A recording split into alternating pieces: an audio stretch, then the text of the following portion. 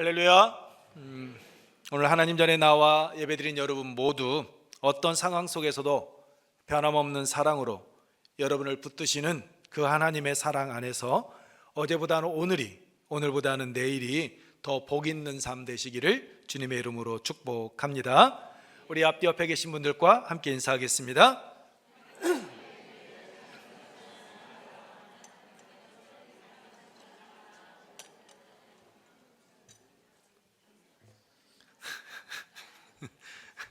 왜 마지막으로 갈수록 쭉 작아져요? 다시 한번 하겠습니다. 시작. 행복한 애음교회 참 잘 오셨습니다. 하나님은 여러분을 사랑하십니다. 저도 여러분을 사랑합니다. 네. 감사합니다. 2026년 우리 교회 표어 말씀 빌립보서 2장 5절, 그리고 우리가 뽑은 올해의 말씀 우리 함께 해보도록 하겠습니다. 너희 안에 이 마음을 품으라. 곧 그리스도 예수의 마음이니. 아멘. 우리가 뽑은 올해의 말씀 외웁니다.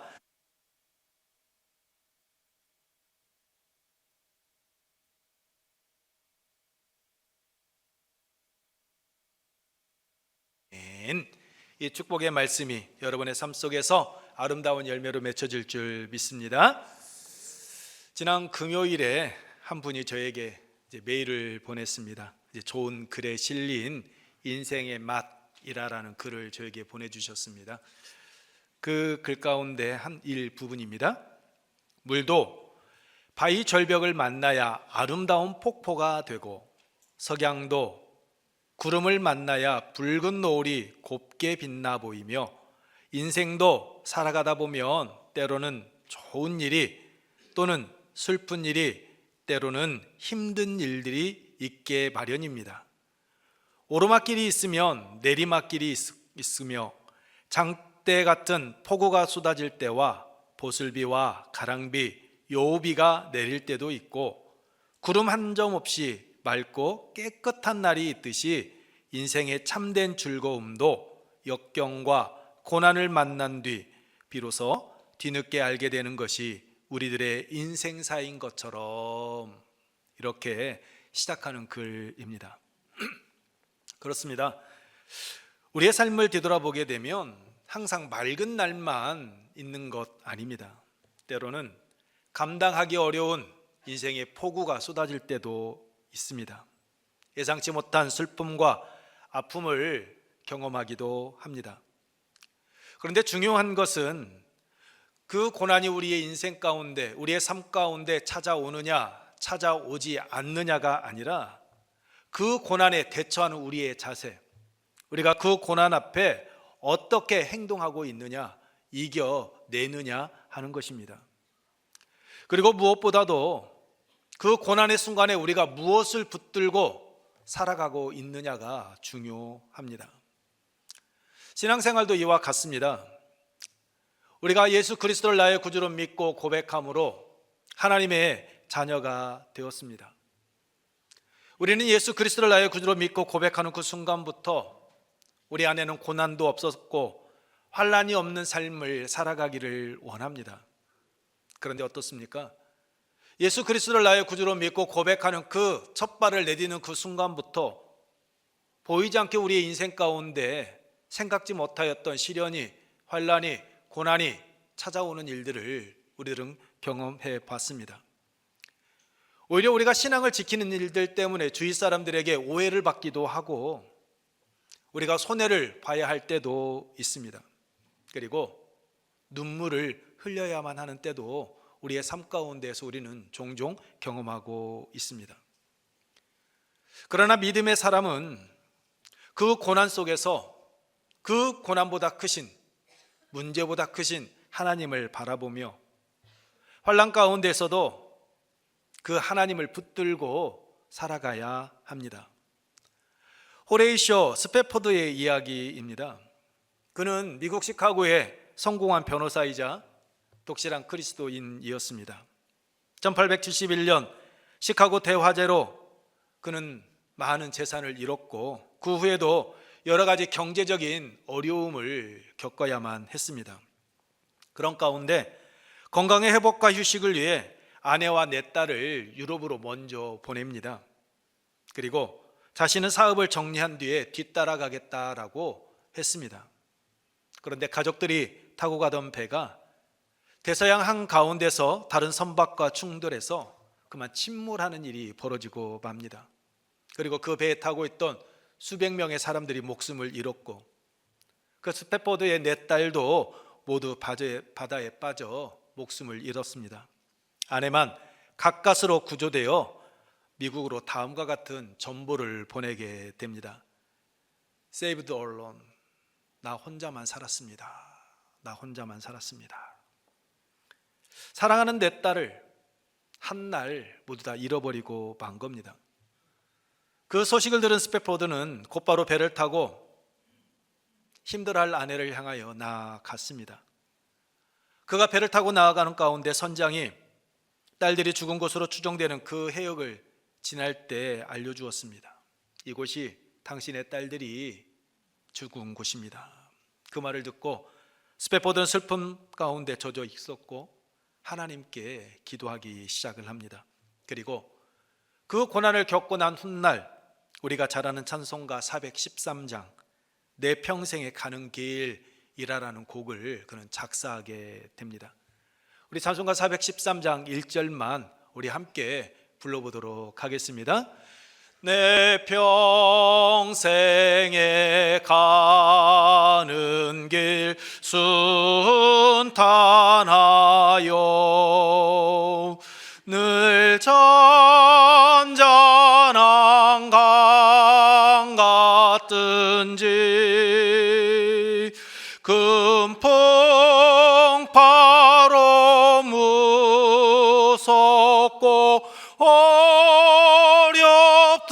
어렵든지 나의 영혼은 늘 편하다. 내 영혼 평안해. 내 영혼 평안해. 여러분, 스패포드의 삶이 평안했기에, 형통한 삶이었기에 지금 자신의 영혼이 평안하다라고 고백한 것 아닙니다. 그는 인생에 있어서 가장 큰 슬픔에 젖어 있었고 그 속에서 신음했습니다. 그런데 그 순간 그는 이 찬송가 작사를 한 겁니다. 내 딸을 잃은 아픔이 사라지지 않았습니다. 그가 처한 상황이 해결된 것도 아니었습니다. 그러나 그는 그 고난의 상황 속에서 그 고난보다도 크신 하나님, 그 하나님을 바라보고 붙들었던 겁니다. 하나님께서는 그의 네 딸 하나도 살려주지 않으셨습니다. 물에 빠져 죽어가는 그 순간 하나님은 외면하셨습니다. 그러나 그가 그 절망 속에서 무너지지 않도록 하나님은 스패포드의 영혼을 붙들고 계셨습니다. 그래서 그는 큰 풍파로 무섭고 어렵든지 나의 영혼은 늘 평안하다라고 그렇게 고백할 수 있었던 겁니다. 하나님의 사랑은 우리의 삶 가운데 고난을, 시련을, 환난을 없애주는 것만으로 나타나지 않습니다. 때로는 고난 가운데 우리가 흔들리고 있는 그 상황 속에서 우리가 무너지지 않도록, 우리가 주저앉아 낙심 가운데 살아가지 않도록 우리를 붙들어 주시는 사랑으로 하나님의 사랑은 임합니다. 본문은 여러분께서 잘 아시는 것처럼 종말 때에 일어날 일들에 대해서 말씀하고 있습니다. 근데 이 종말에 대한 유대인들이 기대하는 것과 예수님께서 말씀하시는 종말에는 큰 차이가 있습니다. 유대인들이 기대하며 기다리던 마지막 때, 종말의 때는 이사야 25장 8절에 주 여호와께서 모든 얼굴에서 눈물을 씻기시며 자기 백성의 수치를 온 천하에서 제하시리라 라고 하신 하나님의 약속의 말씀이 이루어지는 때였습니다. 이 날이 오면 자신들을 억압하던 모든 세력으로부터 자신들이 해방되고 자유함을 얻게 될 뿐만 아니라 자신들이 겪고 있는 그 가난, 그 육체적인 질병, 그 고통과 눈물이 사라질 것이다 라고 그들은 그렇게 종마르 때 그것을 기다리고 있었습니다. 그러나 예수님께서 말씀하시는 종마르 때는 그 영광이 나타나기 전에 먼저 복음을 위한 고난과 환난이 있다라는 것을 말씀하십니다. 본문 말씀과 같이 공회에 넘겨지고 회당에서 매를 맞을 뿐만 아니라 총독들과 임금들 앞에 서게 되고 심지어 가족들에게 버림을 받고 세상 사람들에게 미움을 받게 되는 일을 겪게 될 것이다 라고 말씀하십니다. 왜 그렇습니까? 예수님께서 9절 하반절에서 그들에게 증거가 되려 함이라 라고 말씀하신 것처럼 하나님께서는 종말의 시대를 살아가는 성도들이 평안한 삶만을 살아가는 것이 아닌 고난 속에서도 예수 그리스도를 증거하는 증인의 삶, 즉 더 많은 사람들의 생명의 길로 인도하는 것을 원하고 계시기 때문입니다. 그래서 그 사명을 감당해 나아가는 과정 속에서 믿는 이들이 낙심하거나 두려워하지 아니하도록, 무너지지 아니하도록 사랑으로 붙들어 주시고 그들이 견뎌낼 수 있도록 힘을 더하여 주시는 것입니다. 본문 말씀은 지난주에 나누었던 1절로 8절 말씀이 이어지는 말씀입니다. 본문 말씀은 표면적으로 보게 되면 종마르 때에 있을 환난과 박해를 이야기하고 있지만 오늘 본문에서 예수님께서 말씀하시는 것은 환난이 아닙니다. 그 환난 가운데서도 자기 백성, 당신이 택한 자, 당신 앞에 나아오는 자들을 끝까지 지키시고 인도하시는 그 주님의 사랑에 대해서 말씀해주고 계시는 겁니다. 예수님께서는 자기 백성을 버려두지 아니하시고 끝까지 붙드시며 복음의 증인으로 살아갈 수 있도록 힘을 주시고 도와주시는 분이십니다. 그렇다면 고난 가운데서 자기 백성을 붙들어 주시며 끝까지 믿음을 지키게 하시는 그 예수님의 사랑, 하나님의 사랑은 어떤 사랑입니까? 첫째, 고난을 미리 알려주시며 준비케 하시는 사랑입니다. 우리 함께 읽겠습니다. 고난을 미리 알려주시며 준비하게 하시는 사랑입니다. 예수님께서는 제자들이 당할 고난 숨기지 않으셨습니다. 9절 말씀입니다. 너희는 스스로 조심하라 라고 말씀해 주십니다. 여기서 조심하라라는 말씀은 5절 하반절에 나오는 주의하라라는 말씀과 같이 헬라어로 블레페테라라는 단어를 씁니다. 블레페테, 이는 보다, 살피다, 분별하다라는 뜻인데 영적으로 깨어있어 무엇이 진리이고 무엇이 거짓인지 분별해서 준비하는 삶을 살아가라라는 말씀이 이 조심하라라는 블레페테가 가지고 있는 단어의 뜻입니다. 아무 말이나 듣고 따라가지 말고 하나님의 말씀에 비추어 옳고 그름을 살피라라는 겁니다. 마지막 때에는 사람들을 미혹하는 거짓된 가르침과 주장들이 많이 나타날 것이기 때문입니다. 뿐만 아니라 공회에 넘겨지고 회당에서 매질을 당하며 권력자들과 임금들 앞에 서게 될 것이다 라고 9절에 말씀하고 있듯이 예수님께서는 자신을 따르는 제자들이 고난을 겪게 될 것을 알고 계셨습니다. 더구나 예수님께서 이 말씀을 하실 때 예수님의 상황은 어떤 상황입니까? 사역을 시작할 때가 아닙니다. 전에 말씀을 드린 것처럼 당신이 십자가의 죽음을 앞두고 있는 때였습니다. 이제는 곧 사랑하는 제자들의 곁을 떠나셔야 되는 그때였습니다. 그래서 남겨질 제자들이 혼란한 세상 속에서 낙심하거나 그 미혹에 빠지지 아니하고 믿음을 지킬 수 있도록 미리 그 다가올 고난 준비하도록 지금 말씀해 주고 계시는 겁니다. 예수님께서 이런 말씀을 하지 않으셨다면 제자들은 고난이 찾아올 때, 환난이 찾아올 때, 핍박이 왔을 때 생각했을 겁니다. 예수님께서, 주님께서 우리를 버리신 것 아닌가 하고 말입니다. 예수님은 미리 아셨습니다. 그래서 말씀하시는 거죠. 이런 일이 있을 것이다 라고. 그러니 놀라지 말라라고 말씀해 주고 계시는 겁니다. 여러 가지 시련과 환난을 만나게 될 것인데 당황하지 말고 믿음으로 이겨내라라고 준비할 것을 지금 명령하신 겁니다. 여러분, 사랑은 숨기는 것이 아닙니다. 사랑은 드러내는 겁니다. 사랑은 위험을 미리 알려주며 준비하게 하는 겁니다.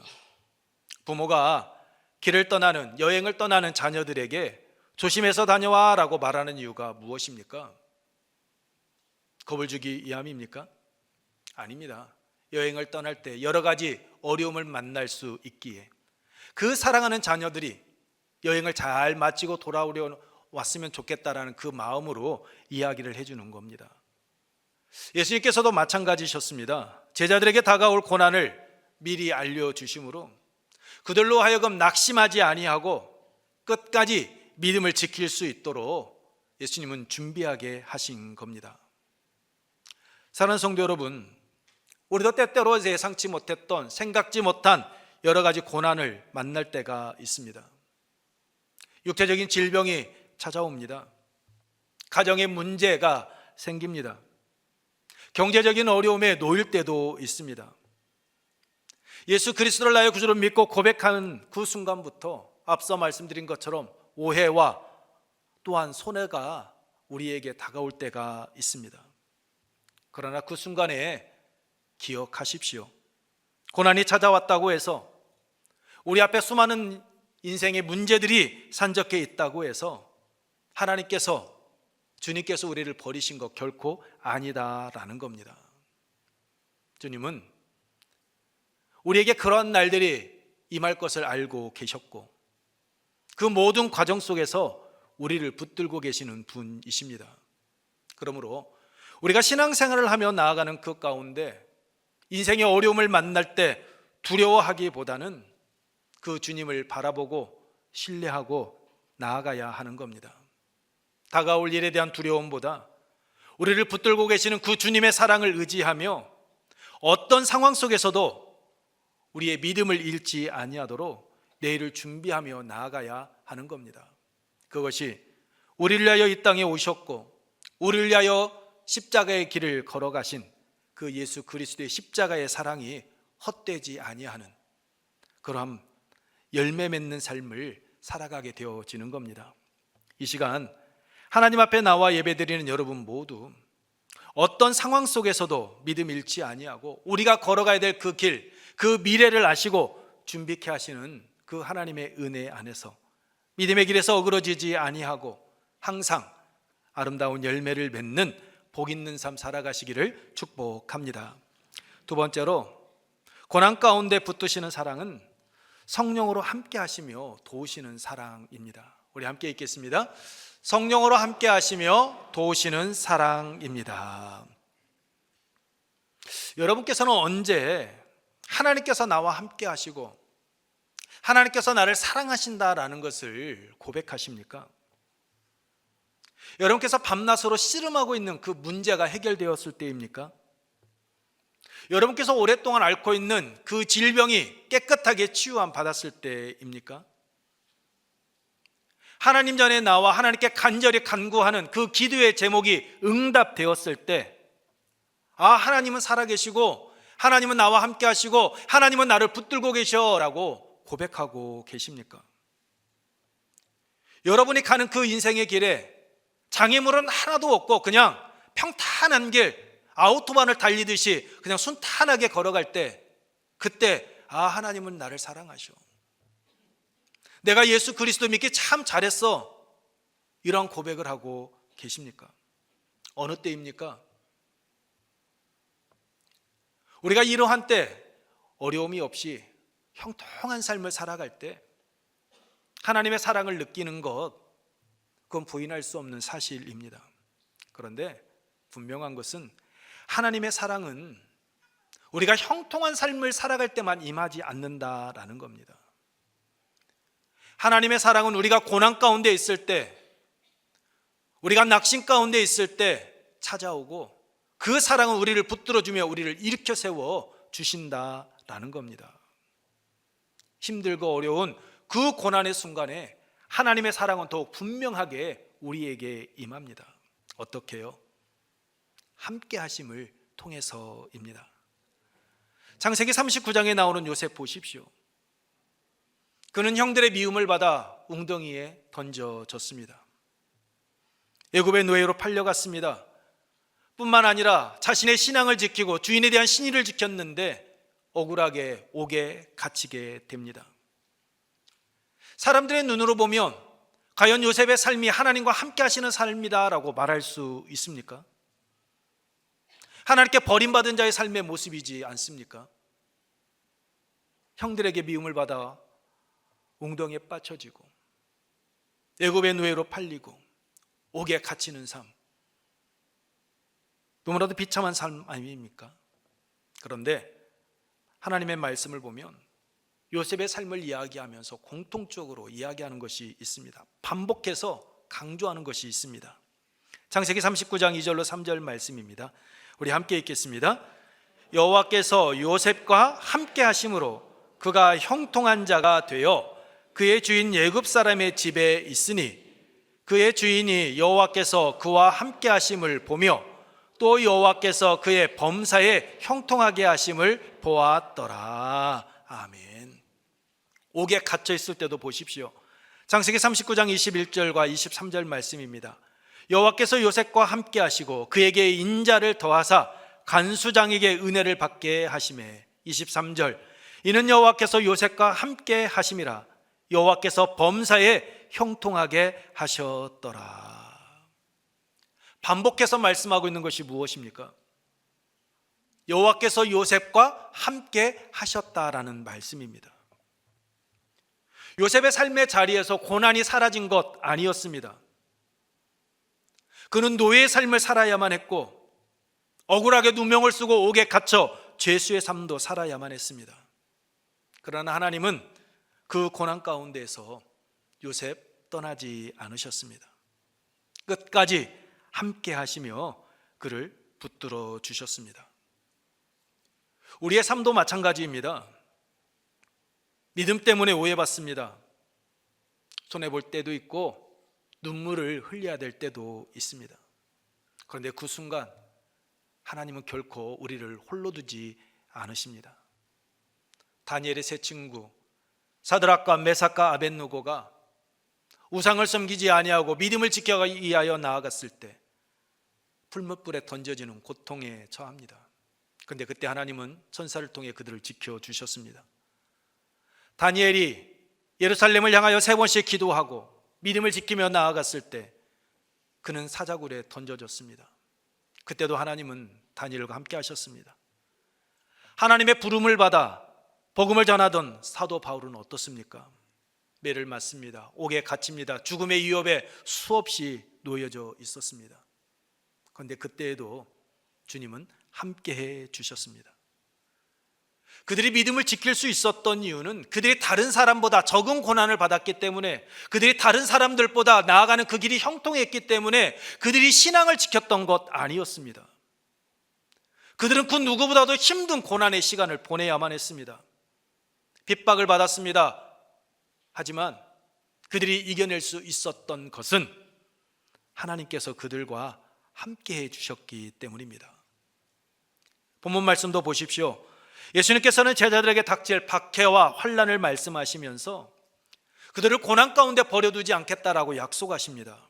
공회에 넘겨지고 해당에서 매를 맞고 12절로 13절 말씀과 같이 심지어 가족에게 버림받으며 세상 사람들에게 미움받을 그때 그들과 함께 해주시겠다라고 약속하십니다. 얼마 지나지 않아 십자가를 지고 이제는 제자들의 곁을 떠나야 될 예수님이셨습니다. 근데 그 예수님께서 어떻게 함께 해주신다라고 약속해 주시는 겁니까? 요한복음 16장 7절 말씀을 보면 예수님께서 말씀하십니다. 내가 떠나가는 것이 너희에게 유익이라. 내가 떠나가지 아니하면 보혜사가 너희에게로 오시지 아니할 것이요 가면 내가 그를 너희에게 보내리니. 예수님께서 제자들의 곁을 떠나시는 것, 그것은 제자들에게 너무나도 큰 아픔인 것처럼 보여졌습니다. 제자들에게 큰 손해인 것처럼 느껴졌습니다. 그러나 예수님께서는 그것이 오히려 유익이다라고 말씀하십니다. 왜 그렇습니까? 보혜사 성령께서 이 땅에 오시고 모든 믿는 자와 언제나 함께 하시기 때문입니다. 본문 11절 말씀입니다. 우리 함께 읽겠습니다. 사람들이 너희를 끌어다가 넘겨줄 때에 무슨 말을 할까 미리 염려하지 말고 무엇이든지 그때 너희에게 주시는 그 말을 하라. 말하는 이는 너희가 아니요 성령이시니라. 아멘. 이 말씀은 다른 말씀 아닙니다. 예수 그리스도께서 떠나시고 난 후 성령이 임하시게 되는데 그 성령이 너희와 함께해서 너희를 지키고 너희에게 할 말을 가르쳐 주신다라는 말씀입니다. 너희의 힘으로, 너희의 지식으로, 너희의 능력으로 너희들이 앞으로 겪게 될 그 고난 견디려 하지 말고 너희와 함께 하시는 그 성령 하나님, 그 하나님의 인도하심을 따라 나아가라라는 겁니다. 성령 하나님께서 너희를 친히 도와주실 것이다 라고 약속해 주고 계시는 겁니다. 이렇게 하시는 이유가 무엇일까요? 그것은 다른 데 있지 않습니다. 끝까지 믿음을 지켜 구원함을 받도록 하기 위함입니다. 예수님께서는 13절 하반절에서 말씀하십니다. 끝까지 견디는 자는 구원을 받으리라. 여기서 견딘다라는 이 말씀은 내 의지, 내 힘으로 버틴다라는 것 아닙니다. 주님께서 붙드시고 성령께서 도와주시며 끝까지 믿음을 지킬 수 있도록 은혜를 더하여 주신다라는 뜻입니다. 앞서 말씀드린 호레이쇼 스패포드는 내 딸을 잃는 그 인생의 최대의 고난, 그 슬픔 속에서 자신을 향한 그 하나님의 사랑을 깨달았습니다. 그리고 그 주님의 사랑을 그는 붙들었습니다. 요셉도, 다니엘도, 그의 세 친구도, 그리고 사도 바울도 마찬가지였습니다. 그들은 남보다 강한 자들이었기 때문에 그 고난을 견디었던 것 아닙니다. 남들보다 약한 시련이 찾아왔기에 자신들이 걸어가야 되는 그 믿음의 길 걸어갔던 것 아닙니다. 그들이 믿음을 잃지 않았던 이유, 그것은 주님께서, 하나님께서 그들과 함께 하시고 그들을 붙들어주고 계셨기 때문입니다. 사랑하는 성도 여러분, 우리 앞에도 크고 작은 시련이, 환난이 찾아옵니다. 그때 두려워하지 마십시오. 주님께서 성령을 통하여서 우리와 함께하고 계심을 믿고 나아가시기 바랍니다. 하나님은, 주님은 우리를 결코 홀로 두지 않으십니다. 지금 이 순간에도 우리와 함께하고 계시고 우리를 붙들어주고 계신 줄로 믿습니다. 그러므로 우리를 붙드시는 주님의 사랑을 의지하며 끝까지 견디며 믿음을 지켜서 구원의 길을 걸어가는 우리 애은혜 가족들, 오늘 예배드리는 여러분 모두의 삶이 되기를 주님의 이름으로 축복합니다. 말씀을 마치겠습니다. 사랑하는 성도 여러분, 예수님께서는 제자들에게 환난과 박해가 없을 것이다 라고 말씀하지 않으셨습니다. 오히려 고난과 핍박이 있을 것을 미리 말씀해 주시며 대비하라라고, 준비하라라고 말씀해 주십니다. 그리고 그들을 버려두지 아니하시고 성령으로 함께 하시며 끝까지 붙들어 주시겠다라고 약속해 주셨습니다. 우리의 삶 가운데도 크고 작은 시련이, 환난이, 시험이 찾아옵니다. 그때 두려워하지 마십시오. 우리가 갈 길을 다 알고 계시는 주님께서 성령을 통하여서 우리와 함께 하시고 우리에게 피할 길을 열어주실 줄로 믿습니다. 그러므로 그 주님을 붙드시기 바랍니다. 그래서 어떤 상황 속에서도 우리를 붙들고 계시는 그 주님의 사랑의 은혜 안에서 주님의 사랑을 의지하며 끝까지 믿음을 지켜 승리하는 삶을 살아가는 여러분 모두가 되기를 주님의 이름으로 축복합니다. 이 시간 우리 함께 주 사랑이 나를 숨쉬게 해, 이 찬양 후에 함께 기도하도록 하겠습니다. 기도할 때 어떤 환난과 시험이 찾아와도 낙심하거나 두려워하지 않고 우리를 붙드시는 주님의 사랑을 신뢰하며 끝까지 믿음을 지키게 하옵소서라고. 우리의 힘과 지혜가 아니라 성령의 도우심을 의지하게 하시고 어려운 가운데서도 우리와 함께 하시는 그 주님의 은혜를 경험하고 그 은혜를 흘려보내는 복의 통로 되게 하옵소서라고 우리 함께 찬양 후에 통성으로 기도하도록 하겠습니다.